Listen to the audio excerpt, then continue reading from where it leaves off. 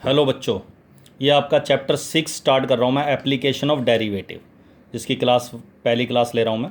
ठीक है। इस चैप्टर में हम 3 टॉपिक पढ़ेंगे इस साल। Increasing and decreasing function, maxima and minima, और एक है टेंजेंट एंड नॉर्मल। उसका पहला टॉपिक है जी इंक्रीजिंग एंड डिक्रीजिंग फंक्शन। तो कोई भी फंक्शन इंक्रीज कब करेगा, कब डिक्रीज करेगा, और डेरिवेटिव का यूज़ करके हमें बताना है। तो किस तरीके से हम बताएंगे वो देखो ज़रा। जैसे एक ग्राफ बना रखा है मैंने।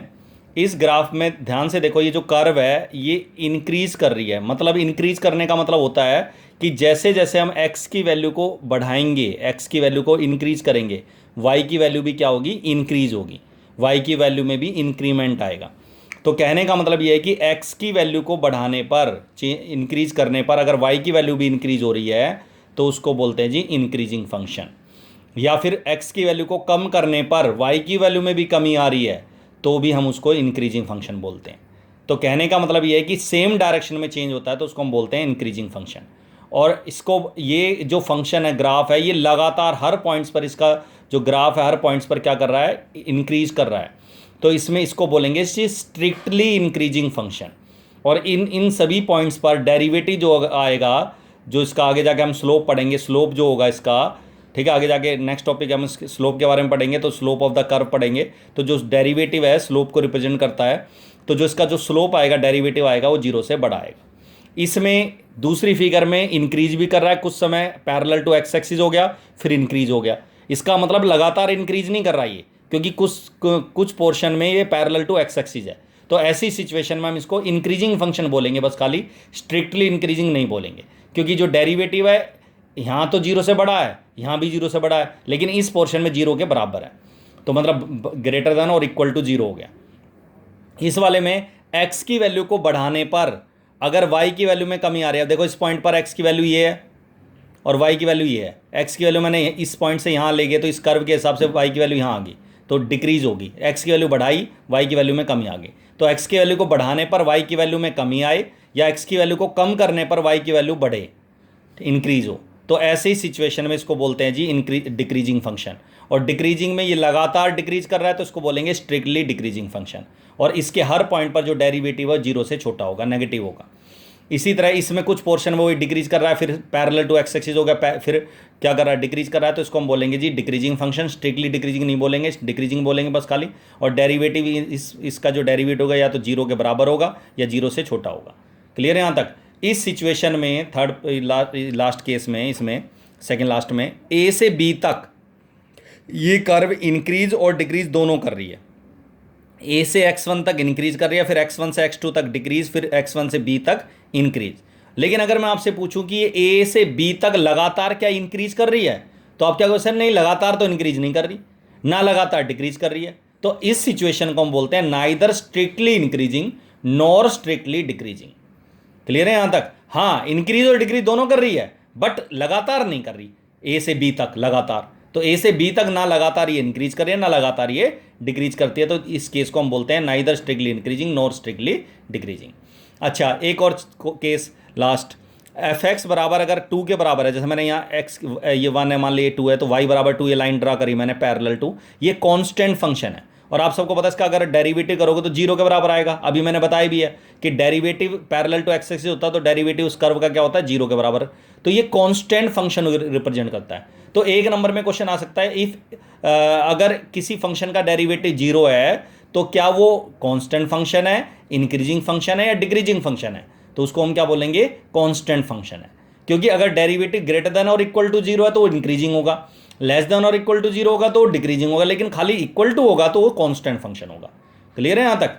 अब आता है जी, इसमें दो तरह के क्वेश्चन बनते हैं। एक जिसमें हमें क्वेश्चन दे देगा, इंटरवल दे देगा साथ में, जैसे ये वाला नहीं, कोई और इंटरवल दे देगा, -1 से 1, इस तरह -1 से 2, कोई दो वैल्यू दे देगा इंटरवल में, और आपसे कहेगा कि उस इंटरवल में चेक करो ये फंक्शन इंक्रीज कर रहा है या डिक्रीज कर रहा है इंटरवल में। एक क्वेश्चन होता है कि जिसमें इंटरवल भी हमें खुद बनाने होते हैं, इंटरवल भी बनाने होता है, और इंटरवल में चेक भी करना होता है कि इंक्रीज कहाँ, किस इंटरवल में इंक्रीज करेगा, किस इंटरवल में डिक्रीज करेगा। जैसे इस क्वेश्चन में कह रहा है, find the interval in which this function is strictly increasing और स्ट्रिक्टली डिक्रीजिंग। लगातार कहाँ इंक्रीज कर रहा है, किस इंटरवल में, और लगातार किस इंटरवल में डिक्रीज कर रहा है। ठीक है ना। तो अब इस क्वेश्चन में ये तो दे नहीं रखा कौन सा इंटरवल है, तो अंडरस्टूड होता है कि जिस इसके जो इंटरवल बनेंगे वो जो सबसे बड़ा इंटरवल होता है माइनस इन्फिनिटी और इन्फिनिटी, उसके सब इंटरवल बनेंगे, उसके छोटे छोटे इंटरवल, मतलब इस इंटरवल के टुकड़े करने हैं जो मुझे इंटरवल बनाने हैं इस फंक्शन के जहां इंक्रीज डिक्रीज कर रहा है, वो इस इंटरवल के टुकड़े करने हैं जिसमें ये इंक्रीज और डिक्रीज दोनों कर रहा होगा। क्लियर है यहां तक। अब स्टेप क्या होता है, सबसे पहला स्टेप होता है डेरिवेटिव करो इसका।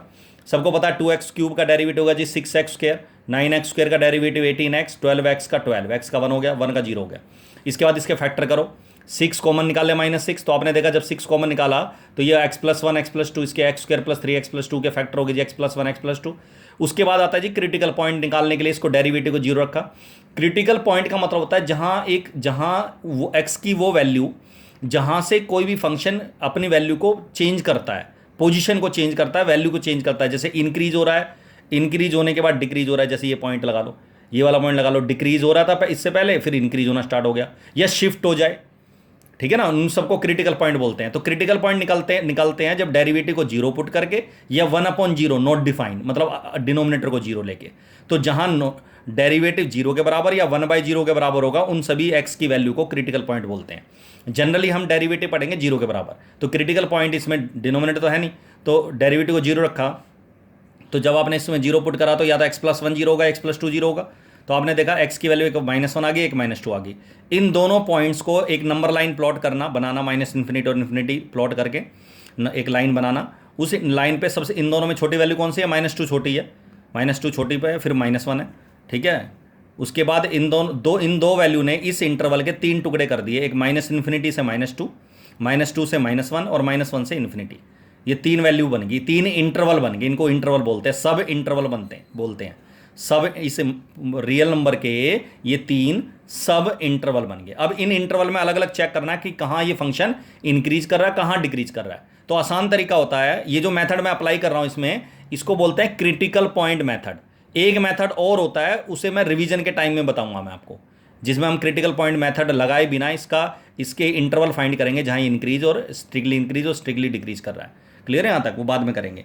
अभी फिलहाल क्रिटिकल पॉइंट मेथड लगा रहे हैं। तो इस इंटरवल माइनस इन्फिनिटी और -2 के बीच का कोई भी रियल नंबर ले लो, -3 ले लो, -4 ले लो, -3.1 ले लो, डेसिमल में कुछ भी कोई भी ले लो, रियल नंबर ले लो।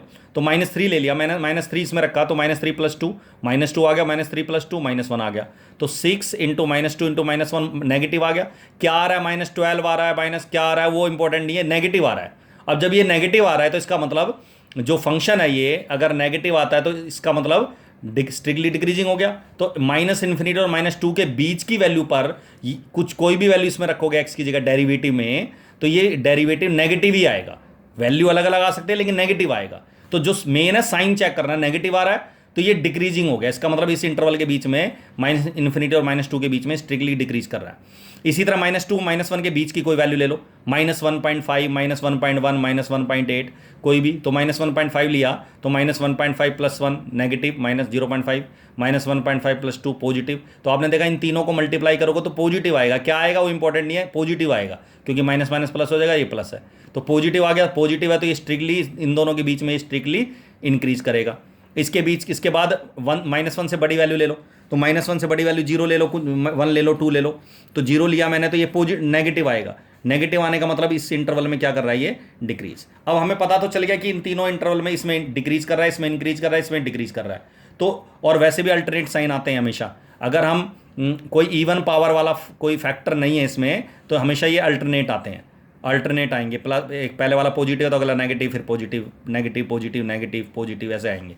क्लियर है यहाँ तक। अब इसको प्रॉपरली लिखना है हमें। इंटरवल तो हमने फाइंड कर लिए, ये भी चेक कर लिया कि कहाँ इंक्रीज कहाँ डिक्रीज कर रहा है, लेकिन इसको लिखना कैसे है। तो इंटरवल बना दिया हमने जी, इंटरवल्स। इसके बाद यहाँ लिखेंगे साइन ऑफ डेरिवेटिव, ठीक है। नेचर ऑफ फंक्शन, नेचर मतलब इंक्रीज कर रहा है डिक्रीज कर रहा है। तो पहला इंटरवल बनाया -इन्फिनिटी से -2, ओपन इंटरवल डाला मैंने, ओपन, अभी बताऊंगा ओपन क्यों डाला है, ठीक है। इस इंटरवल में आपने देखा था नेगेटिव आया था, इसलिए डिक्रीज कर रहा है, स्ट्रिक्टली डिक्रीजिंग। ये मैंने एरो का नीचे की तरफ एरो का साइन डाला, आगे मैं यही यूज़ करूँगा डिक्रीजिंग का। -2 और से -1 के बीच में पॉजिटिव आया था, इंक्रीज कर रहा है, और -1 से इन्फिनिटी के बीच में नेगेटिव आया था, डिक्रीज कर रहा है, क्लियर है, और लास्ट में आंसर दे देंगे hence f is strictly increasing on -2 से -1, एक इंटरवल में इंक्रीज कर रहा है, और स्ट्रिक्टली डिक्रीजिंग ऑन दो इंटरवल है जिसमें डिक्रीज कर रहा है, तो बीच में और लिखते हैं या यूनियन लिखते हैं, तो -∞ से -2 और -1 से इन्फिनिटी, इन दोनों इंटरवल में क्या कर रहा है, ये डिक्रीज कर रहा है। क्लियर है यहाँ तक। तो इस तरीके से इंटरवल आपको फाइंड करने होंगे किसी भी क्वेश्चन में, ये वाला क्वेश्चन मैं अगली क्लास में डिस्कस करूंगा। क्लियर है।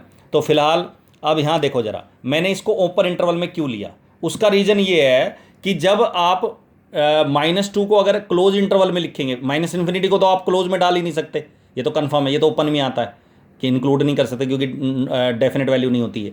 लेकिन -2 को आप क्लोज इंटरवल में भी लिख सकते हैं और ओपन में भी। तो आपने ओपन क्यों लिखा, क्योंकि हमें स्ट्रिक्टली डिक्रीजिंग स्ट्रिक्टली इंक्रीजिंग वाले इंटरवल निकालने थे।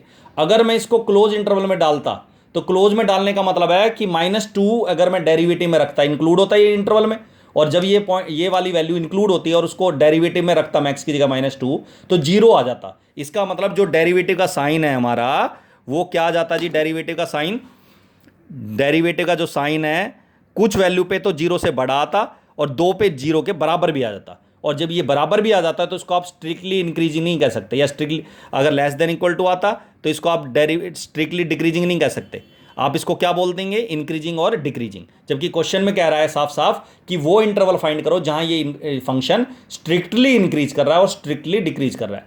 तो स्ट्रिक्टली की वजह से इन सबको मैंने -2 और -1 को ओपन इंटरवल में लिखा है।